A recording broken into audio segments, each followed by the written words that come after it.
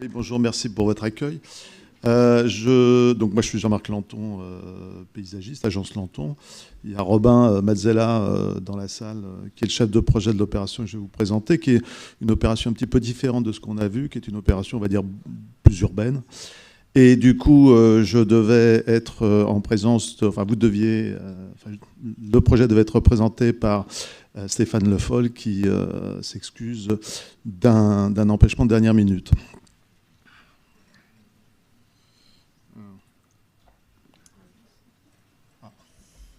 Peut-être un petit souci. Ah oui, non, non, attendez, c'est parce que ne bougez pas.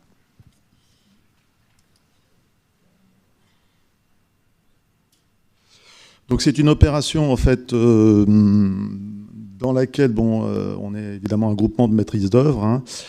Moi je suis le mandataire et il s'agit aux portes de l'hypercentre en fait du Mans de requalifier un quartier qui est alors, un petit souci. J'ai l'impression qu'on Avant, peut-être, non? Vous voulez avant ou après? on va y arriver. Voilà. L'enjeu, donc vous voyez ici sur cette image la cathédrale du Mans, donc c'est l'hypercentre, hein, en bas à droite de l'image, la Sarthe au milieu, et puis entouré en jaune en fait l'ensemble des espaces qu'on a, on va dire, plus que requalifiés, parce que c'est vraiment une transfiguration dont on pourrait parler. Donc en fait, une des particularités, c'est que c'est l'entrée donc de l'hypercentre, donc l'accès traditionnel, et donc c'était notamment, avant que l'autoroute n'existe, c'était l'endroit par lequel passaient tous les vacanciers qui étaient dans l'ouest de la France, qui passaient donc sous les murailles de Plantagenet, et donc avec la Sarthe ici que vous voyez, et donc vous avez cet axe qui s'appelle la rue Voltaire, et puis un quartier qui est assez particulier, je vais y revenir. Et donc cette rue Voltaire, en fait, et l'ensemble des voiries de ce quartier ont été, on va dire, complètement envahies au siècle dernier, siècle qu'on pourrait qualifier d'inconséquent, par en fait la voirie automobile, les stationnements, etc. Et donc finalement, il n'y avait pratiquement aucune possibilité on va dire de vivre confortablement le long de ces axes.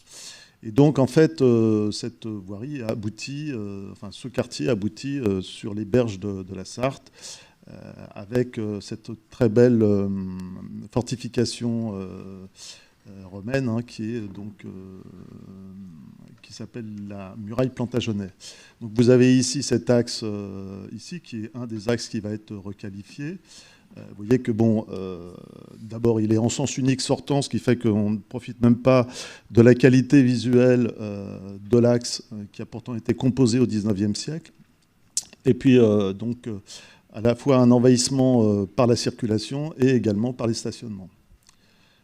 Ça, c'est l'autre axe par lequel, en fait, on rentre. Alors, celui-là, il vient contourner, finalement, le quartier. Donc, on va aussi le requalifier. Et vous voyez quelques arbres de pauvres malheureux tilleuls qui meurent en fait sur leur trottoir depuis des dizaines d'années. Une voirie complètement surdimensionnée, et puis même carrément des portiques autoroutiers au milieu de cet axe. Et donc cet axe-là arrive sur une place qui est une place qui a réussi à rester commerçante malgré l'envahissement par la circulation. Donc vous voyez que cette place en fait n'est plus qu'un carrefour gigantesque. Et donc les commerces autour arrivent à vivoter malgré tout. Ça, c'est l'entrée donc un peu plus en amont, quand on est donc un peu plus en dehors de la ville. Donc c'est une avenue également qu'on va requalifier, donc qui a été traitée en 2 fois 2 voies avec un terre-plein central. Et là, c'est l'endroit où elle arrive sur l'autre place un peu majeure du secteur, place également commerçante. Alors, bon, vous voyez donc des images un peu violentes de tout ça, du stationnement assez erratique, quelques plantations, très peu d'arbres. En fait, on a abattu tous les arbres, ils étaient 11. Donc, vous allez voir un peu ce qu'on en a fait. Et donc, la particularité de ce quartier-là, c'est que c'est des maisons qui s'appellent des mancelles. Donc, c'est la plupart des maisons. Hein. Il y a quelques grosses copropriétés avec du stationnement, mais ces mancelles-là, en fait, on donne directement sur la rue, ont un jardin sur l'arrière, non pas de stationnement, ce qui fait qu'effectivement la question du stationnement est reportée forcément sur la voirie, et longe donc ces axes, en tout cas dans ce quartier-là, longe ces axes structurants d'accès à l'hypercentre. Ça vous montre un peu l'image du secteur avec en vert donc les jardins en cœur d'îlot. Donc c'est quand même des quartiers très verts, très agréables. Et c'est cette densité urbaine assez paradoxale, hein, puisque comme les maisons sont attenantes, on arrive à une grande densité de construction à l'hectare, et qui a permis justement de préserver en fait des commerces de proximité sur les 2 places que je vous ai montrées.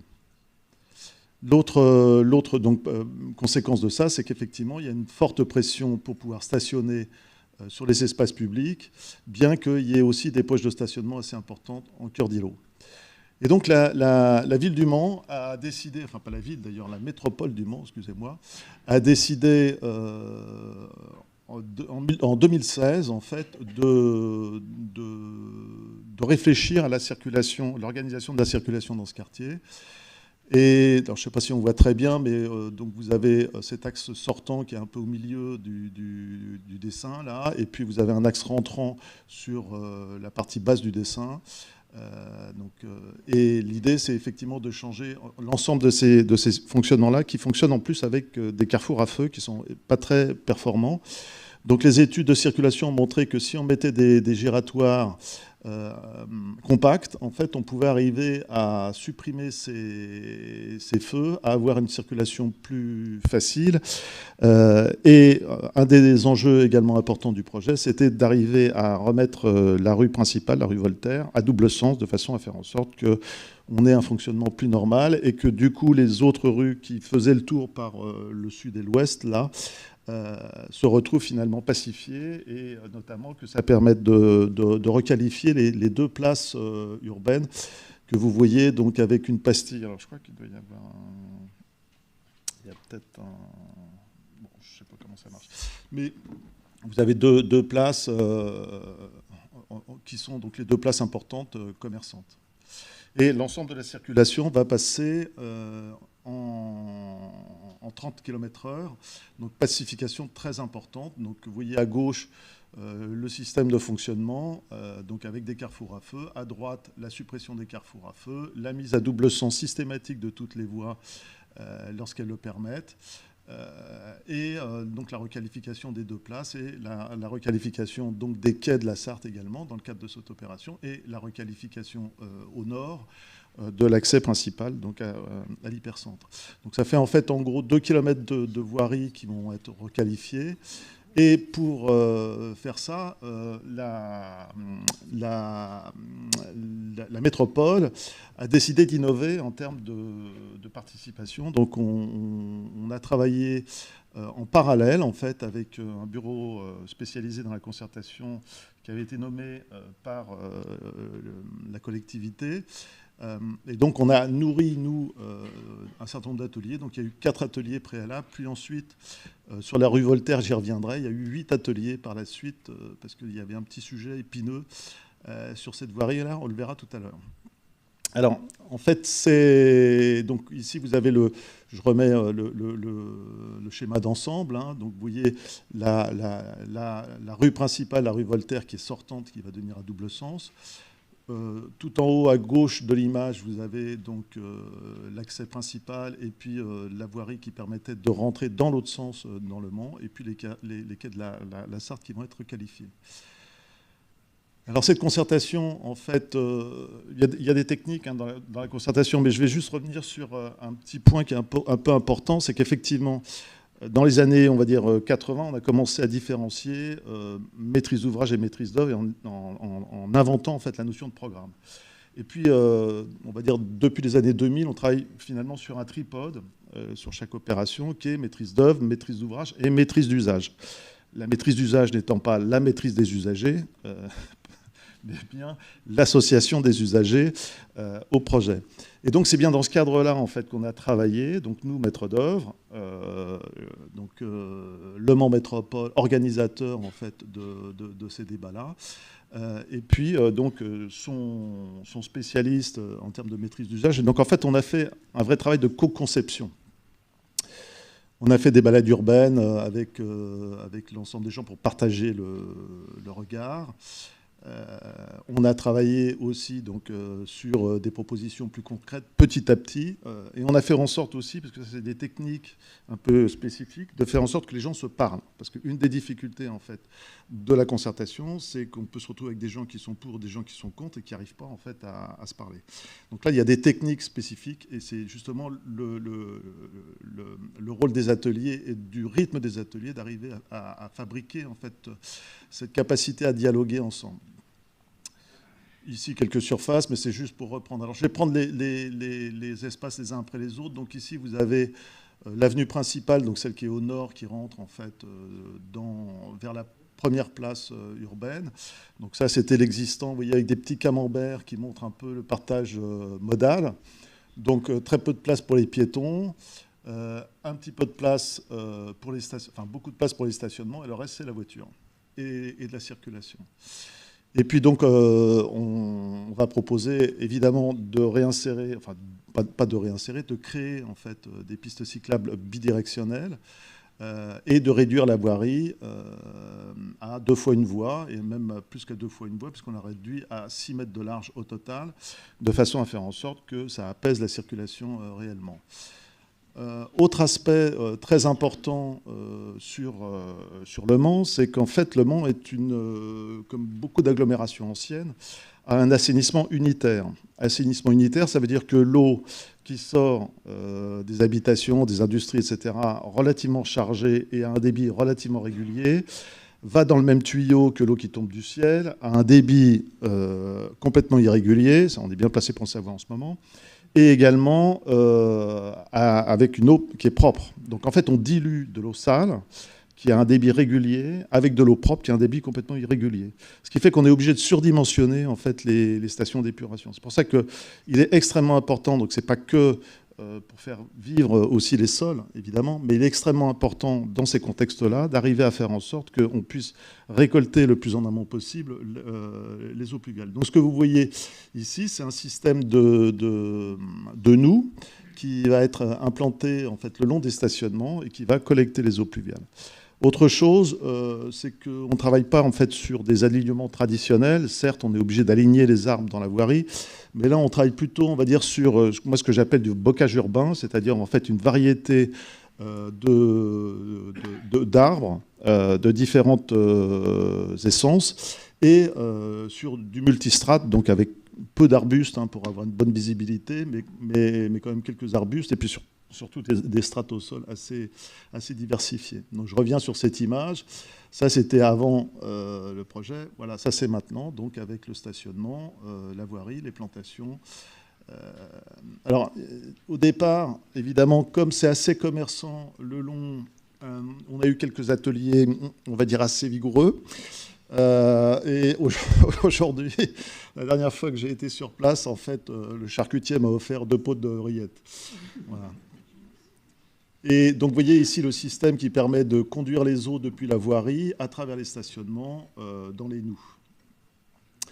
Alors ça, c'est l'autre voie qui était entrante, qui va devenir donc du coup à double sens, mais avec l'idée que la circulation va être reportée sur la rue Voltaire. Donc celle-là, c'était celle qui rentrait un peu par la bande, on va dire, dans Le Mans, donc avec son portique autoroutier.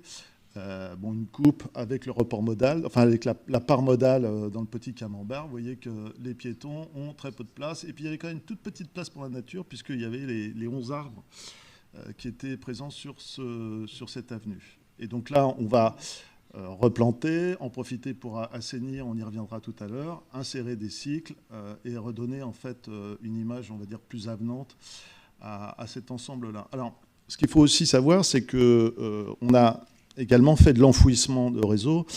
Et évidemment, quand on plante, et surtout quand on ne plante pas au même endroit où il y avait des arbres en ville, vous avez tous les concessionnaires qui viennent vous dire « non mais c'est pas possible », etc. Moi je leur dis « non, les arbres n'ont pas de problème avec les réseaux, éventuellement avec les concessionnaires, mais ça, c'est pas mon problème ». Et donc on arrive par un dialogue quand même aussi là parfois un peu musclé à arriver à faire en sorte qu'on puisse revoir en fait ces choses-là qu'on essaie de nous imposer comme étant rendant les plantations impossibles. Alors aujourd'hui tout le monde dit qu'il faut planter. Moi ça fait en tant que paysagiste je commence à avoir un peu de bouteille.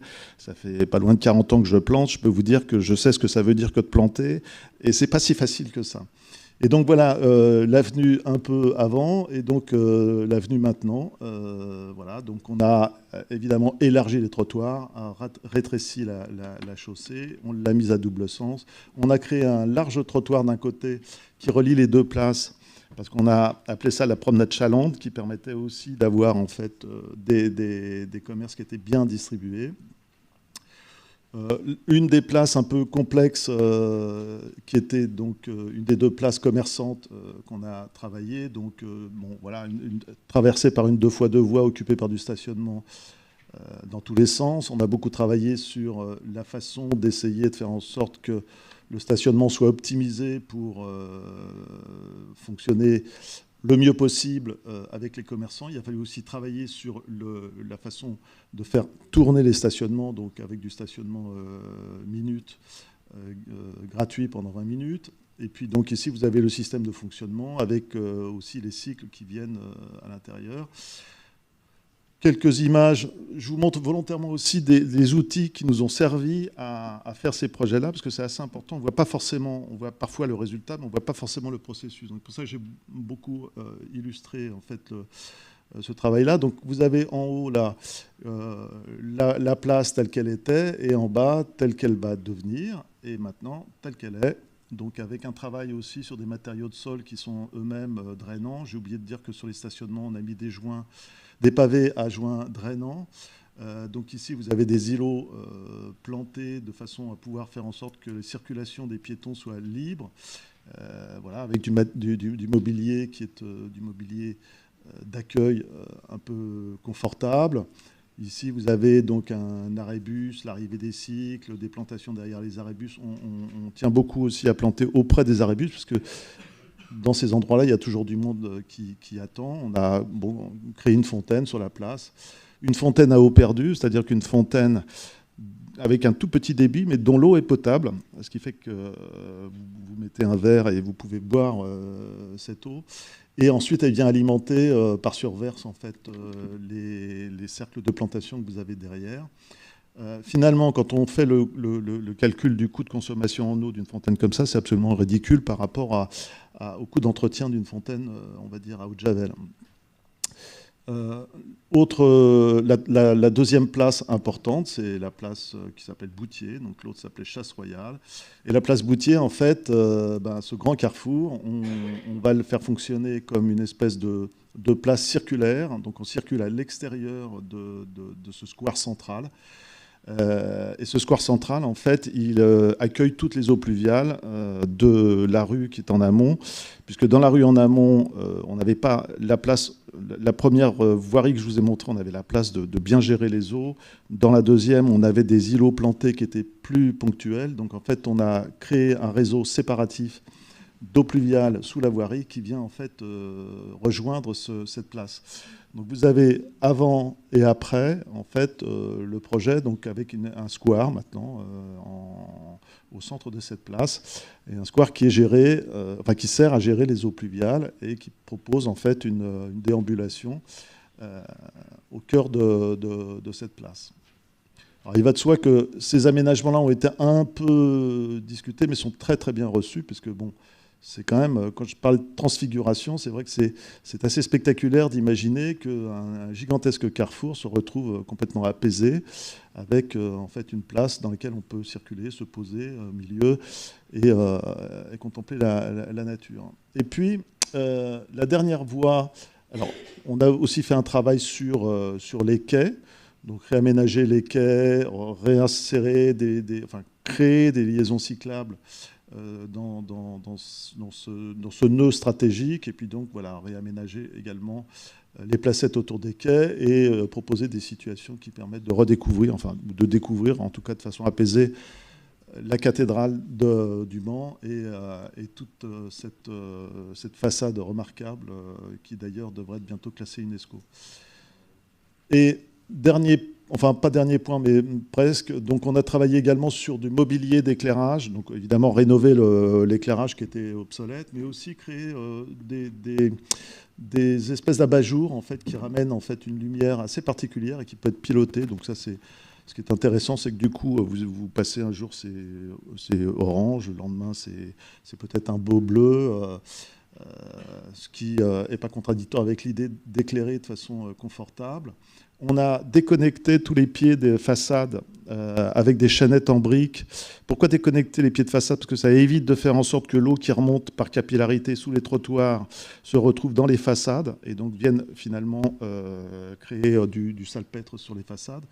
Et ça permet, avec ce système-là, aux riverains qui le souhaitent, donc ça c'est géré par le service de la nature en ville, ça s'appelle, au Mans Métropole. Donc ça permet aux riverains qui le souhaitent de venir en fait végétaliser leurs pieds de façade. Alors l'intérêt de ça également, c'est que c'est de la verdure privée et qui profite à tous. Et dernier point, donc la dernière voie qui est un tout petit peu compliquée à gérer, c'est la rue Voltaire, donc qui commence en chantier maintenant, qui a été décalée volontairement.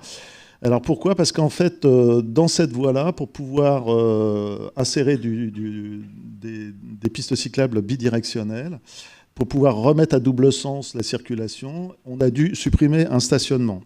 Alors les études de circulation ont montré qu'en fait, on n'allait pas multiplier par deux la circulation, c'est-à-dire que normalement, si je mets le sens entrant et le sens sortant, comme ils sont à peu près équivalents, sur la même voie, normalement, je multiplie par deux. Bon, c'est ce qu'ont retenu les riverains, et ce qui est assez normal qu'ils retiennent ça. Mais en plus, ce qu'ils ont bien retenu, c'est qu'on allait leur supprimer la moitié de leur stationnement, parce qu'il y avait un des deux rangs de stationnement qui allait être supprimé. Donc là, il a fallu 8 ateliers de travail avec les gens pour pouvoir arriver, effectivement, à donner satisfaction. Alors, je peux vous dire que là, pour le coup, c'est dommage que Stéphane Le Foll ne soit pas là, mais là, pour le coup, politiquement, on a été très, très soutenus pour pouvoir... Enfin, c'est surtout... Politiquement, c'était très, très volontariste. Et ils n'ont pas démordu. Et on a réussi à faire...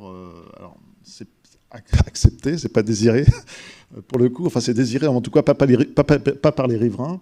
Mais donc, on a réussi à faire en sorte que ce projet, donc ici, de revalorisation de cet axe et de remise à double sens, puisse voir le jour. Un dernier mot